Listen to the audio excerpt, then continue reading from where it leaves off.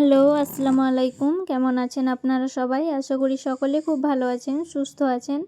এই তো আজকে দেখাচ্ছি আপনাদের, দেখুন আকাশটা কি সুন্দর পরিষ্কার, খুব সুন্দর রোদ বেরিয়েছে আজকে সকাল থেকেই। তো এই তো এখানে উপরে চলে এসেছি, মা বাবুকে নিয়ে হচ্ছে ছাদে, ওই ছাদে ঘোরাঘুরি করছে, বলতে পেয়ারা পাড়ছে বাবুকে নিয়ে। আমাদেরই পেয়ারা গাছটা ওই সাইডে নিচে আছে, তো পুরো ডালপালাগুলো আমাদের ছাদে। তো এখান থেকেই সব পেয়ারা পাড়া হয়। তো বাবুকে নিয়ে মা এই তো পেয়ারা পাড়ছে। এখন মোটামুটি প্রায় 10টা 10:30 মতো বেজে গেছে অলরেডি। তো মা এখানে ধান শুকোতে দিতে এসেছিলো, তো বাবু নিচ থেকে দেখে কান্নাকাটি করছে, তো আমি নিয়ে এসেছি। তো এই তো মায়ের কোলে উঠে ওই এখন পেয়ারা পাড়বে দেখছে কোনটা নেবে কোনটা নেবে না।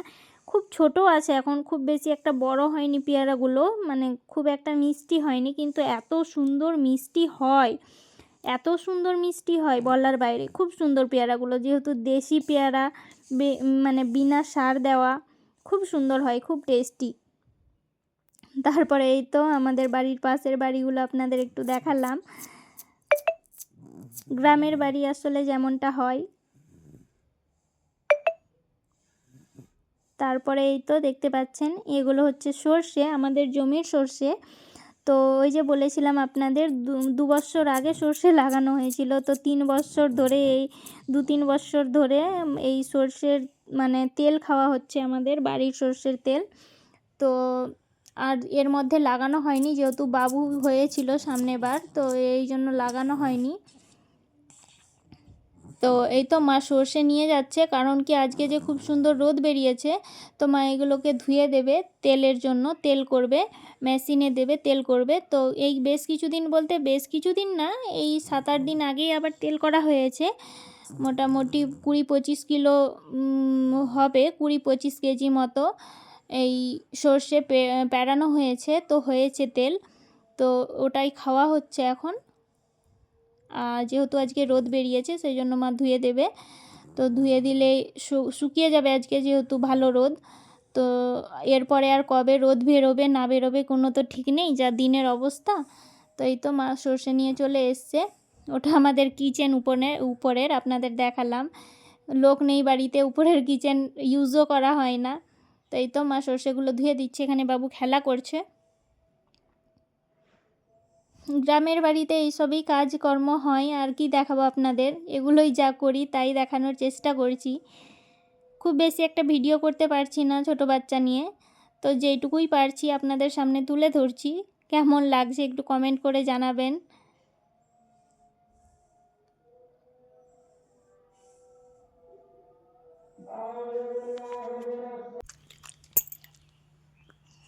এই তো মা সর্ষেগুলো ধুয়ে শুকোতে দেবে, সেই জন্য মা সর্ষেগুলো তুলছে, শুকোতে দেওয়া হবে ধুয়ে।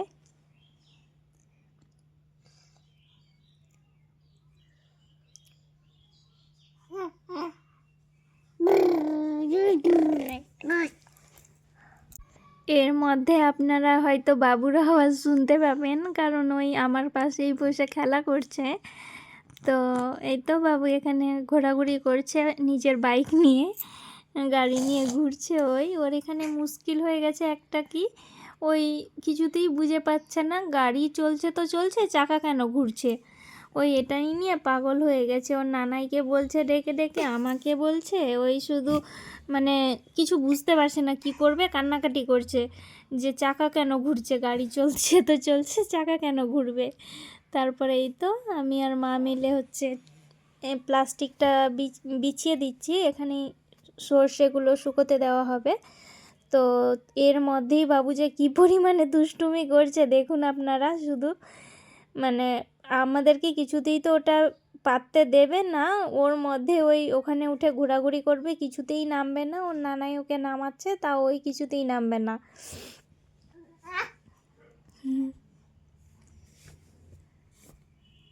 এখন আমি আপনাদের বলছি, তো বসে বসে আমার পাশে হাসছে, বুঝতে পারছে যে আমারই কথা বলছে।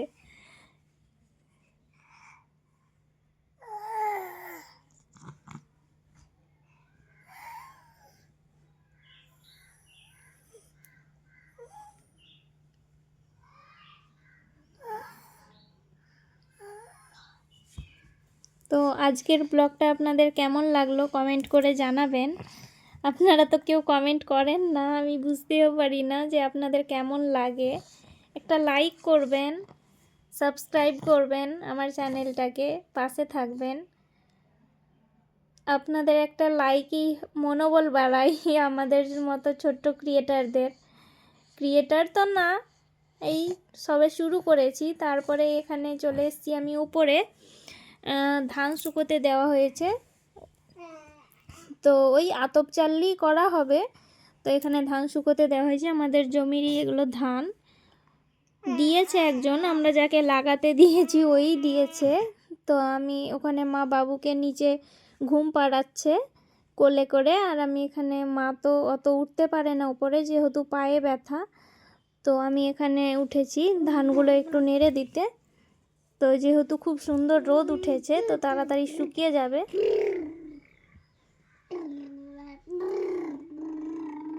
তো বাবু গাড়ি চালাচ্ছে, আপনারা শুনতেই পাচ্ছেন। তো এই তো আমি আপনাদের একটু ধানগুলো দেখাচ্ছি যে ধানটা পুরো মানে কিছুটা কালো, মানে একে কনক জিরা বলে। তো এই ধানটাকে কনক জিরা বলে আমাদের গ্রাম্য ভাষায়, জানি না বাইরে কি বলে। তো এটাকে কনক জিরাই বলে আমি যতদূর জানি। ধানটা কালো, এই যে আপনাদের দেখাচ্ছি, আপনারা হয়তো বুঝতে পারছেন।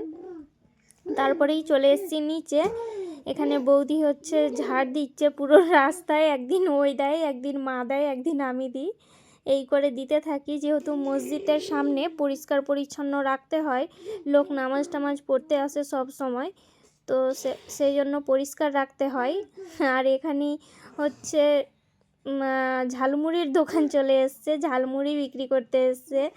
এই ছোট ছোট দোকান গ্রামে আর কি, বাইরে তো সব বসা দোকান, আপনি যেখানেই যাবেন ওখানেই ফুড স্টল পেয়ে যাবেন।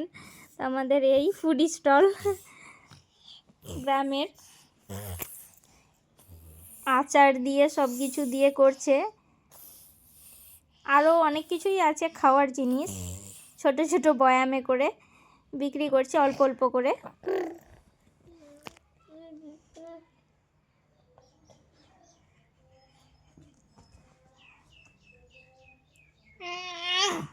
বাবু তো এখনও আমার পাশে বসে প্রচুর দুষ্টুমি করছে। ওদিকে মা রান্না বান্না বসিয়ে দিয়েছে, তো এখানে হাঁড়িতে, মাটির হাঁড়িতে রান্না করছে। এখানে লাফা শাক মনে হয় এটা, হ্যাঁ লাফা শাকই মা রান্না করছে।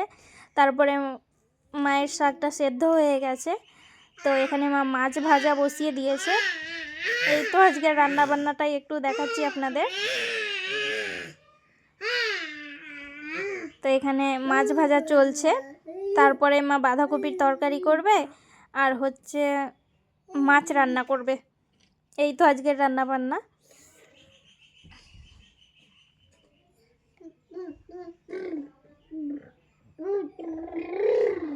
মা এদিকে রান্না বান্না করছে আর আমি ওদিকে বাবুকে নিয়ে বাইরে। এই তো মা বাঁধাকপির তরকারিটা হচ্ছে করে নিচ্ছে, তারপরেই হচ্ছে মামা হচ্ছে শাকটা রান্না করবে, তারপরে মাছ রান্না করবে। তো এই তো দেখুন বাঁধাকপিটা হয়ে গেছে, সেটাই আপনাদের দেখালাম। তারপরে তো এখানে মা রসুন শুকনো লঙ্কা ফোড়নে শাকটা করে নিয়েছে, ফোড়ন দিয়েছে। আমরা তো এইভাবেই শাক রান্না করি।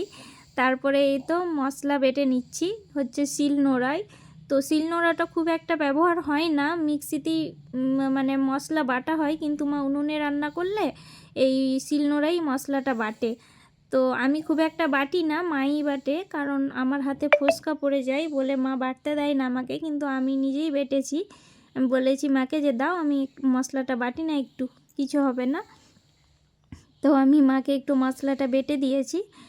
তো কেন জানি না মনে হয় যে বাটা মশলার স্বাদ হয়তো একটু বেশিই হয়, তাও আবার উনুনে রান্না।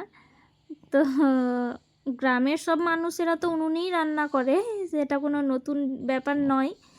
তো আমাদের তো আগাগোড়া থেকেই উনুনেই রান্না হয়, কিন্তু গ্যাসে রান্না হয়, বাকি সময়টা গ্যাসে রান্না হয়, আর এমনি ঠান্ডার সময়টা মা উনুনে রান্না করে।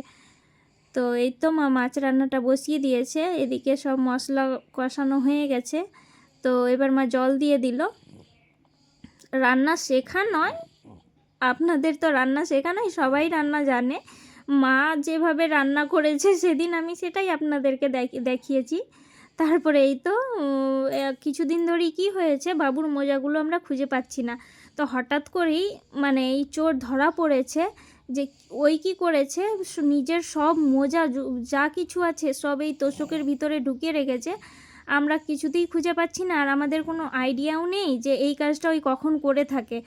তারপরে তো যখন এই যে দেখেছি আমি, তারপরে তো মাকে বললাম, মা দেখো কি করছে। তারপরে যখন তোষকটা তোলা হয়েছে দেখছি পুরো তোষকের ভিতরে ওর মোজা জামা কাপড় ভর্তি। এই তো আজকে চোর ধরা পড়েছে হঠাৎ করেই, না হলে দেখা যায় না যে এই চোর কখন এই কাজগুলো করে থাকে। তো আজকের ভিডিওটা আপনাদের কেমন লাগলো কমেন্ট করে জানাবেন। সাবস্ক্রাইব করবেন আমাদের চ্যানেলটাকে, একটা লাইক করবেন। আর হঠাৎ করেই এরপরে আমি চলে গেছি হচ্ছে কুশিদাতে, একটু কাজ ছিল। তো এখন প্রায় 5টা মতো বাজে, 5টা সাড়ে 5টা, প্রায় সন্ধ্যা হতে চলেছে। তো আমি এখন চলে যাচ্ছি কুশিদাতে। আমি এসেছিলাম একটু কাপাইচণ্ডী স্ট্যান্ডে, তো সেখান থেকেই কুশিদা চলে যাচ্ছি। তো মা বাবুর কাছে আছে যেহেতু, আর সেদিন প্রচণ্ড পরিমাণে ঠান্ডা ছিল, প্রচণ্ড পরিমাণে ঠান্ডা যাকে বলে। তো আমি তাড়াহুড়ো করে কাজ করে এবার বাড়ি চলে গেছি। মানে বাবু যেহেতু মায়ের কাছে ছিল, কান্নাকাটিও করছিল, মা ফোন করেছে, তো আমি আর ভিডিও করিনি। তারপরে তো এসে দেখি বাবু আমার উপর রেগে আছে, আমাকে বলছে যে পিট্টি পিট্টি করে দেবে নাকি। মা বলছে যে কিনি পিট্টি পিট্টি করবে, তো ওই দেখিয়ে দিচ্ছে যে এরকম পিট্টি পিট্টি করব। এই তো দেখুন রেগে আছে।